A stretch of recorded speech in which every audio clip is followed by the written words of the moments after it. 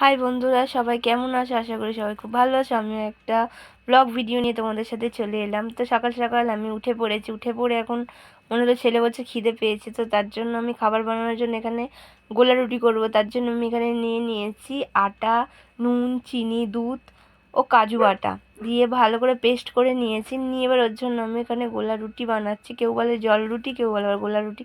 আমরা তো সাধারণত গোলা রুটি বলি। তো গোলা রুটি পেয়ে আকাশ তো পুরো খুব খুশি, খুব আনন্দ সহকারে খাচ্ছে।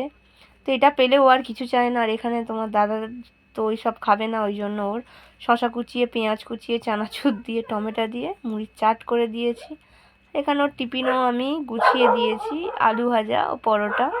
এটা নিয়েও আজকে ডিউটি যাবে।